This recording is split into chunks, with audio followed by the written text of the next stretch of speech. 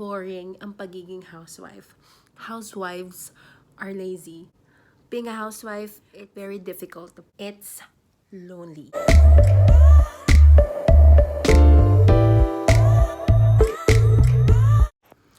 Hi everyone, it's me again, your hustling housewife Vash Flores, and welcome back to my channel. So for today's video, it will be a very quick sharing. It will not be a makeup tutorial or skincare routine, but it will be a very serious hindi naman sobrang serious, a heart-to-heart. Yeah, I'll be opening up something to you guys, especially those housewives out there like me, stay-at-home wives out there who's watching right now like me. So if you're interested, please continue watching, and please don't forget to subscribe to this channel.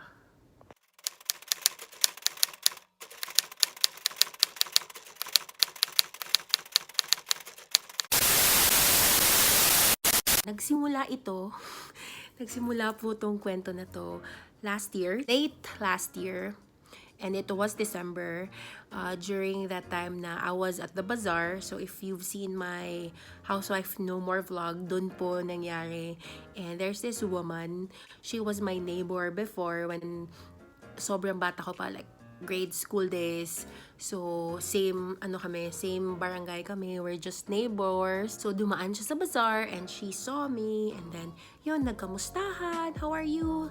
Since, di ba, sa social media, lahat updated. So, for sure, updated na siya na I got married. And then, she asked me kung anong pinagkakaabalahan ko. And I told her that I am a happy housewife. I'm a stay-at-home wife. And then she commented like this. Housewife? Oh, that's so boring. So she said that in vernacular, in Bisaya, sabi niya, housewife? Ay, ka-boring man ana, uy. So, smile lang ako and I told her, no, hindi naman po boring, masaya po. Then, after that, so umalis na siya. Then, after the bazaar, went to the parking area na, called my husband and I told him what happened.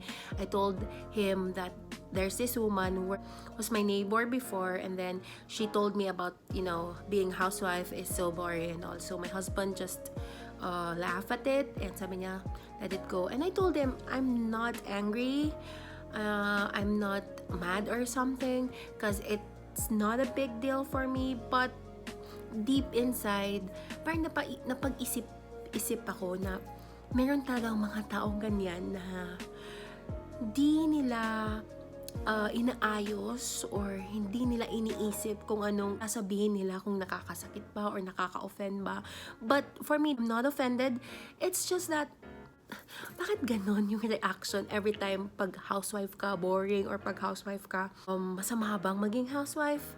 So, hindi ko gets. Bakit meron talagang taong ganyan na mahilig mag-react. Kung wala ka na magandang isasabi, just, better keep your mouth shut. And then, napaisip talaga ako. Cause I called my husband, sabi ko, baka hindi siya masaya as a wife. Kasi, ba't niya yun na-comment? Ba't niya yun nasabi? Paano kung hindi ako yung nasabihan niya? Paano kung very reactive yung napagsabihan niya ng ganun? Diba?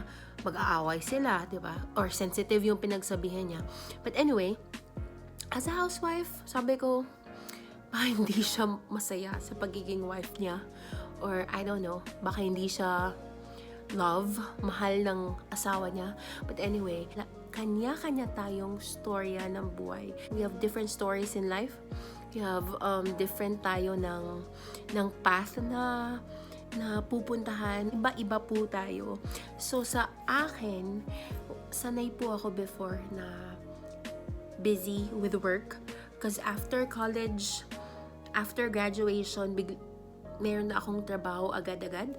So as an HR assistant, admin assistant. After that, I resigned because I studied again professional education. Natapos ko yung course na yun. I became a preschool teacher for 2 years. And then, decided to stop working as a teacher because I was diagnosed na may laryngitis and bronchitis that time because my workplace was so far from our place. So, pinatigil ako ng doktor. And then, agad-agad, hindi din ako nakapag-relax kasi I was recommended as operations manager, marketing manager pa nga that time. And then, I became operations manager. So, for almost 5 years, I used to travel kasi madami pong branch. Ayun, and then after that, I decided to take up culinary. So, nag-culinary ako. After culinary, marketing analyst ako of this food company. Ayun, so super busy, and when I was single, I was really used to working, traveling a lot. But it's a choice. When I got married, choice ko po maging housewife. Pinag-usapan po namin ng husband ko about me as a housewife. So it's a choice po. Hindi po to, wala kang choice, ano na lang, housewife na lang. No po, hindi po ganon. Choice po namin mag-asawa. And sasabihin ko po, hindi po boring ang pagiging housewife. Kanya-kanya po tayong storya ng buhay, and I chose this. I enjoyed being a housewife. I love being a housewife because it's a very challenging role sa ang pagiging housewife, and it's very beautiful because I got to do what I love doing, to take care of our house, to take care of our home, to take care of my husband. At first, it was so hard because I'm not used to doing nothing. I'm super busy, but I embrace this role because I love my husband and I love taking care of the household. So, hindi po boring because every day when I woke up, mga 6 in the morning, I prepared my husband's breakfast. So, sabay po kaming mag-breakfast before siya magtrabaho. So, pag trabaho na niya, nasa trabaho na siya, do washing the dishes, cleaning the house, or doing the groceries, doing the laundry every Friday or every Saturday, taking care of the garden, folding the clothes, planning what to eat for the whole week. So it's a tough job. It's a beautiful job, and very hands-on kasi ako when it comes to cleaning the house, when it comes to doing the laundry. So, I don't know, maybe because I'm domesticated or something. And namimiss ko din magtrabaho, but mas na-enjoy ko ang pagiging housewife. So, ayun, to all the housewives out there, hindi talaga boring ang pagiging housewife, diba? It's very challenging, especially to those wives na meron ng mga anak. And good thing this time, wala pa kaming anak na asawa ko. So, all the time in the world sa kanya and sa bahay namin.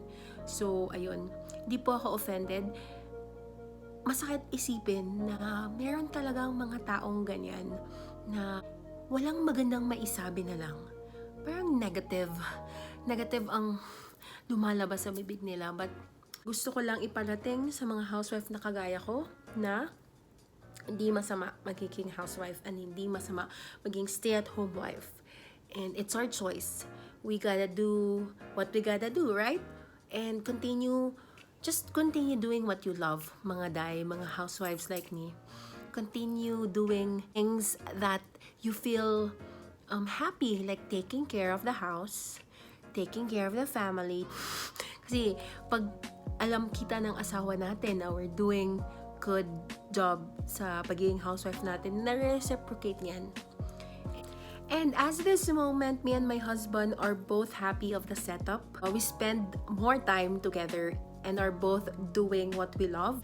And there are people, especially those narrow-minded people, thinks that housewives are lazy. And I can only conclude that these people have not been exposed to a life of a housewife and don't know how difficult and challenging days can be. Being a housewife, it's so beautiful yet very challenging, and most of the time difficult. And I can give you lots and lots of reasons bakit difficult and very challenging yung pagiging housewife po, ha? Okay, and hindi po siya boring. First reason, you're by yourself most of the time. So when you're working, you have colleagues, you have workmates to work hand in hand with. But being a housewife, you are working alone. If by some reason the dinner does not get cooked, who is there to help? No one. No one to talk to, no one to lean on. Ikaw lang mag-isa. You do the cooking. Opo, alone, especially if wala kayong kasambahay sa bahay. And if nasa office na si husband, ikaw lang mag-isa sa bahay. Second reason, work never stops. 24/7 po ang pagiging housewife. Opo, laging bukas po. Especially if mommy na kayo, if mommy ka na. I know this because my friend is a stay-at-home mom and she has 3 kids. So alam ko po na hindi po talaga humihinto ang pagiging housewife. So after doing the chores sa bahay, after cooking dinner, and then after you tuck in your kids to bed, ang pagiging mommy tapos na. But ang pagiging wife, hindi pa. Andyan si husband. Tuloy pa din ang pagiging wife. Hindi nahihinto. So, your role as a wife, para sa husband natin, kasi sila nga ang nagtatrabaho 8 hours sa job. So, you can't say no to your husband. You should have time to your husband as well. Hindi pwedeng mawala si husband sa picture, especially pag may anak na. So, 24/7, ang pagiging housewife, and it never stops. So, good thing lang sa amin ng husband ko ay we don't have a kid yet. Wala pa kaming anak. So, more time para sa isa't isa. More time together and yeah, relax pa as of the moment. But pag meron ng anak, good luck. See? So, third reason, another reason, no salary. Opo, wala pong sweldo ang pagiging housewife. Plus, it's a full-time job. Full-time chefs, full-time cook, full-time tagalaba, doing the laundry, full-time tagalinis, cleaning the house, full-time gardener, full-time secretaries to our husband, and full-time hookers. No pay and no day off. And if you're a mommy, if sa mga mommies dyan, full-time nurses, full-time babysitters, full-time monster chasers. Yes, totoo naman, the hugs, the kisses that we got from our husbands, from your children, pays a lot. All the hard work, all the pagod, kakawalang pagod, opo. Pwede po yan. Yes, yan po yung bayad namin as a housewife. But ang hugs and kisses ay hindi po nakakabili ng pagkain. Hindi po nakakabili ng groceries. Hindi po nakakabili ng bag, ng damit. Wala, ng makeup. Hindi po. But, it's a fulfilling job. But yun nga lang, no salaries. I'm not complaining, I'm just stating the fact na wala talagang bayad and walang sweldo ang pagiging housewife. But naman, ang pagod and lahat ng hirap the whole day ay nawawala pag hinahag, kinikis ka ng mga anak at ng asawa natin. At yun nga lang, hindi po pera. So another reason, fourth reason, it's lonely. We as human beings are social creatures, and being social is very, very important to us. And when our husband is off to work, they have that time during lunch break na they can chat, they can laugh, they can converse with their workmates. And housewives get much, much, much less of that. But if you're a housewife with kids, you have kids to talk to, but it's not a real conversation, right? So, sometimes, lonely talaga. It gets lonely. And good thing, sa side ko, thank you so much Netflix, thank you so much iWant TV. At least, meron akong pampalipas oras pag wala si husband. So yeah, it gets lonely, but again, I'm not complaining because I'm enjoying my role as a housewife.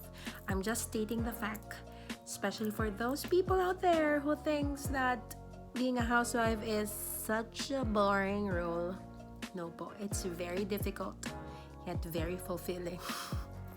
So yes, another reason, no holidays. You don't have annual holidays whatsoever. Saka lang nagha-holiday pag nag-decide si husband na family outing or out-of-town trip. And if you're a mommy, same shit. But different environment. Of course, you will still take care of your kids while you're on a holiday, diba? So yeah, wala pong holidays ang pagiging housewife. But masaya and hindi po boring, okay? And that's my last reason. So yun, again, hindi po boring ang pagiging housewife. It's difficult.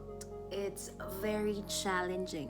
But it's a fulfilling role and very, very happy role ang pagiging housewife. Especially sa akin, bagong kasal, wala pa kaming anak. Good thing that I'm so blessed with a husband who is so loving, who is so caring, very understanding, and very hardworking. Hinahag ako, pinipraise ako, and tinatawagan ako pag nasa work siya. And if he's free, he calls me every now and then to check up on me.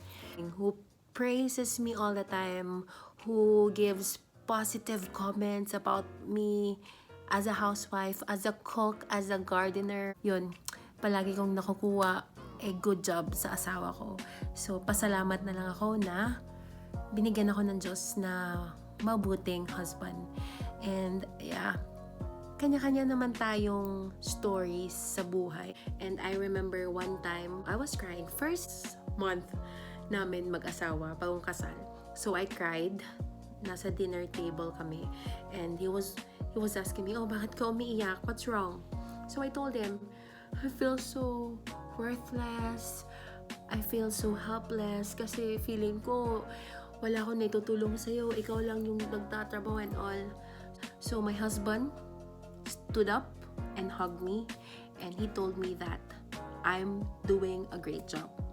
Kasi alam niya kung paano yung hirap and pagod ko daw habang nasa work siya. And pag uwi niya, super saya niya kasi nakikita niya ako, malinis ang aming bahay, masarap yung pagkain na hinanda ko sa kanya, fix yung clothes niya sa cabinet, malinis ang aming kwarto, and mabango ang kanyang mga damit. And very, very clean, walang alikabok ang aming bahay. So I am just so lucky and so blessed to have a partner who's so loving, who's so understanding, and who loves me genuinely. From then, after that dinner, when he told me that he was so lucky to have me, doon na nag-iba yung perception ko sa pagiging housewife. It's very tiring, yes. Especially pag naglilinis ka na ng CR. Ay nako, dami mong naiisip. Dati I was traveling.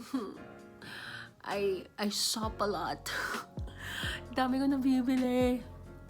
Ngayon, tagalinis lang. But, you know, that was the first few months sa stage namin sa pagiging housewife ko. But eventually, after that dinner, nagbukas yung isip ko and I was so happy. I feel love. Yun, na-appreciate ng husband ko ang pagiging housewife ko.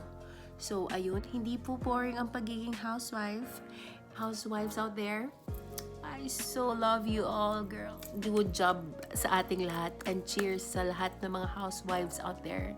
And I tell you, hindi talaga at hindi po boring ang pagiging housewife. And yun po ang aking journey sa pagiging housewife, and those are some reasons kung bakit po difficult ang pagiging housewife. Kaya po, lahat ng mga housewives, virtual hugs to all of you women out there. All of you housewives out there. You're doing a good job. You're doing a great job. So, cheers to all of us. And hindi po tayo paapekto sa mga narrow-minded people who says boring ang pagiging housewife, mga lazy ang mga housewives kasi hindi madali ang pagiging housewife. So, and kanya-kanya naman tayong storya sa buhay, di ba? Sa mga working moms out there, ay nako, good job, as in, bow down ako sa inyo kasi hindi din biro ang pagiging working mom and pagiging, of course, taking care of the family. It's very difficult also. So good job sa lahat ng mga working moms out there who work their asses off for the family and at the same time who takes care of the family. So saludo din ako sa mga working moms. So yun, good job sa ating lahat mga mommies out there. Clap, clap, clap. Good job tayong lahat mga babae dyan. So woman empowerment. So yun. And yes, there you go. I hope you enjoyed today's vlog and I hope meron kayong natutunan from me. And don't forget to like, share, especially sa mga housewives dyan. I-share nyo tong video na to. And please leave a comment down there below. And don't forget to subscribe to my channel. And please click the bell button down there for you to be notified every time I have a new video. So that's it for today. Thank you guys for watching and I'll see you guys on the next one. Bye bye.